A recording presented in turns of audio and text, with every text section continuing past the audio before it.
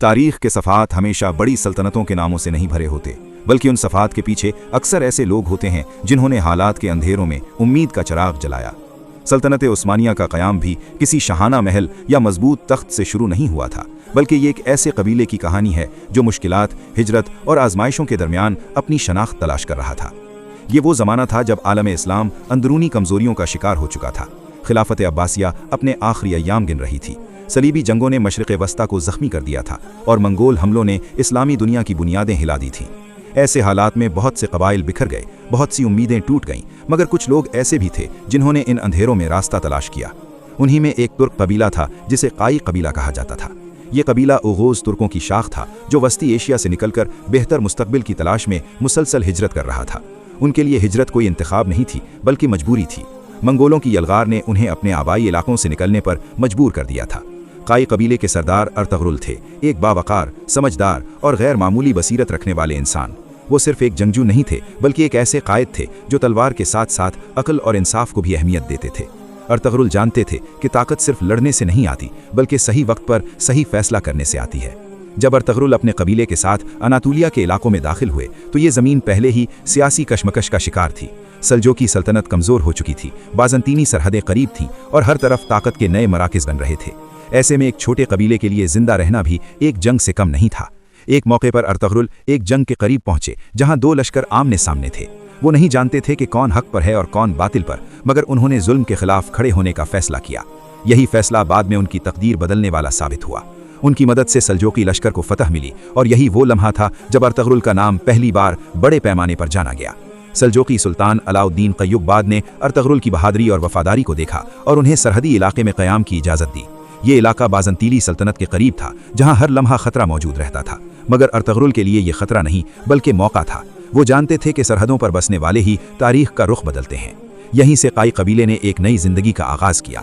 छोटे छोटे खैमे, महदूद वसाइल, मगर मजबूत ईमान और वाज़ेह मकसद। अर्तगरुल ने अपने कबीले को सिर्फ जंग के लिए तैयार नहीं किया, बल्कि नज़्म, इंसाफ और इत्तिहाद का सबक दिया।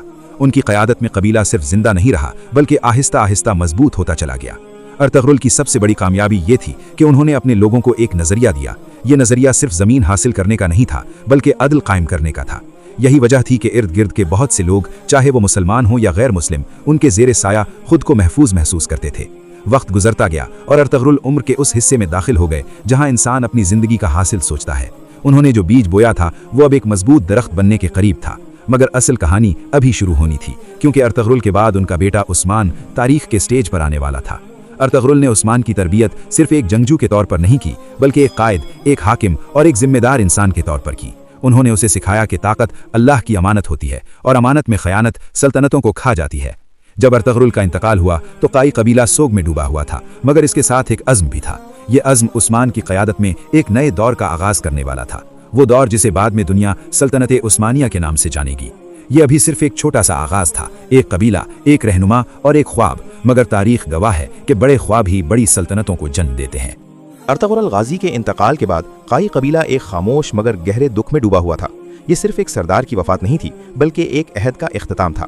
मगर तारीख में कुछ लम्हात ऐसे होते हैं जहां इख्तिताम दरअसल एक नए आगाज़ का दरवाज़ा बन जाता है। यही लम्हा उस्मान गाजी के लिए था।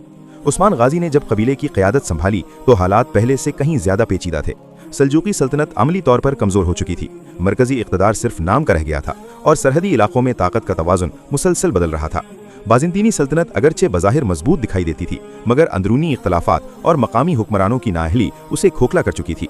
उस्मान गाजी ने बहुत जल्द ये बात समझ ली कि अब वक्त बदल रहा है। ये सिर्फ एक कबीले को बचाने का वक्त नहीं था, बल्कि एक मुनज़्ज़म रियासत की बुनियाद रखने का मौका था। मगर वो जानते थे कि ताकत के बल पर सब कुछ हासिल नहीं किया जा सकता।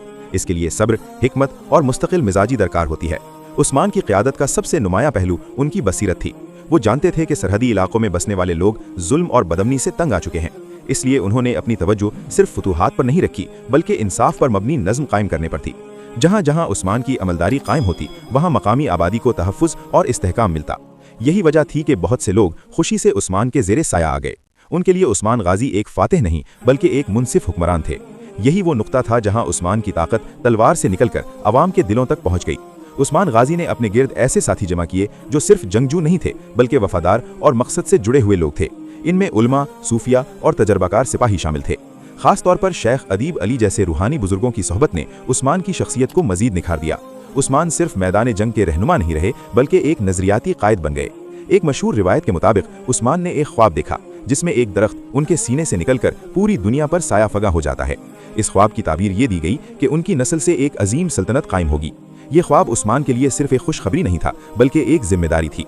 उस्मान जानते थे कि ख्वाब तभी पूरा होता है जब इंसान खुद को उसके काबिल बनाए। उन्होंने अपने निज़ाम को मजबूत किया, किलाबंदियों पर तवज्जो दी और सरहदी इलाकों में नज़्म कायम किया।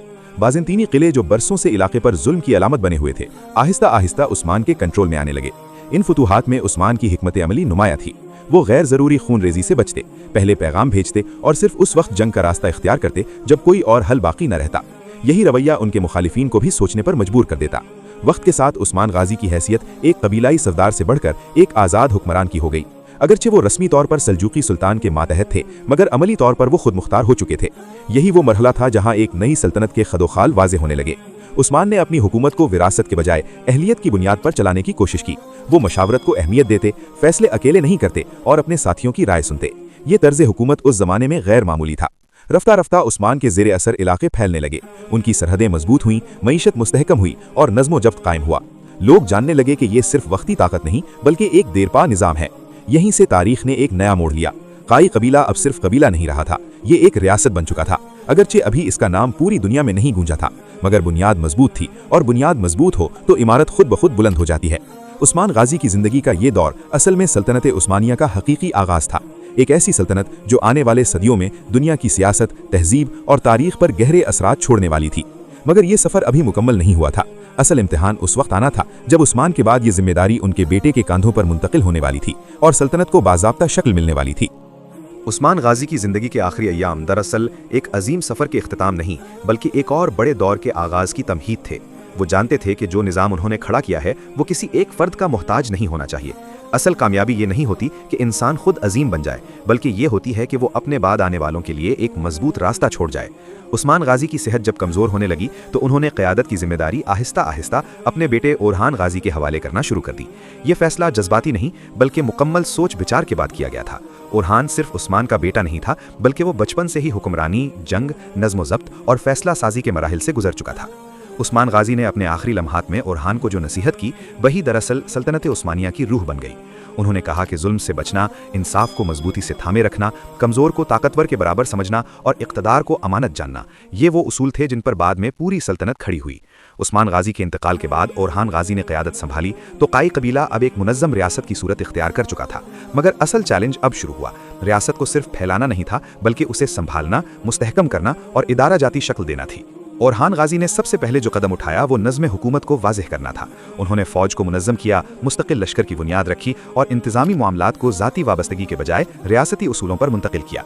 यही वो मरहला था जहाँ सल्तनत उस्मानिया महज एक सरहदी ताकत से निकलकर बाकायदा सल्तनत बनने लगी। एक नहायत अहम मोड़ उस वक्त आया जब बुरसा फतह हुआ। ये सिर्फ एक शहर की फतह नहीं थी बल्कि उस्मानी रियासत के लिए पहला बड़ा दारुल हुकूमत था। बुरसा के क़याम दारुल हुकूमत ने सल्तनत को एक मरकज़ दिया जहाँ से इंतज़ाम, मईशत और दिफा तीनों को मजबूती मिली। यहाँ से सल्तनत उस्मानिया ने एक नई पहचान हासिल की। रियासत के कवानीन तरतीब दिए गए, महसूलात का निज़ाम बेहतर हुआ और फौजी ढांचा मजीद मुस्तहकम किया गया। अब सल्तनत सिर्फ जंग के जरिए नहीं बल्कि नज़्म व नस्क के जरिए भी अपनी मौजूदगी साबित कर रही थी।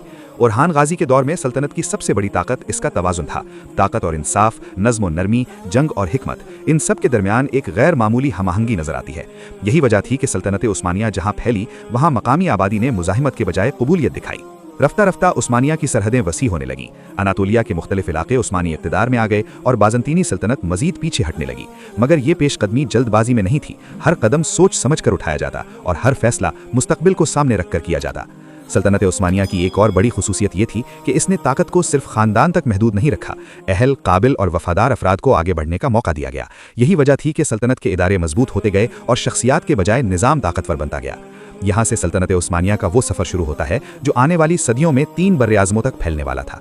मगर इस अज़मत की बुनियाद किसी एक बड़ी फतह या किसी एक बादशाह की ताकत नहीं थी बल्कि वो सोच थी जो उस्मान गाजी ने रखी और ओरहान गाजी ने उसे अमली शक्ल दी। ये सल्तनत सब्र से उठी, उसूलों पर खड़ी हुई और नज़्म व ज़ब्त से आगे बढ़ी। यही वजह है कि ये सिर्फ चंद साल या दहाइयों की रियासत नहीं बनी बल्कि सदियों तक दुनिया की तारीख का रुख बदलती रही।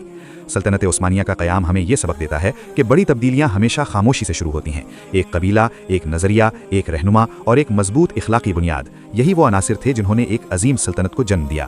یہ کہانی یہاں ختم نہیں ہوتی، بلکہ یہی وہ مقام ہے جہاں سے سلطنت عثمانیہ کی اصل تاریخ شروع ہوتی ہے، ایک ایسی تاریخ جو آنے والی نسلوں کے لیے سبق، حوصلہ اور غور و فکر کا سامان چھوڑ جاتی ہے۔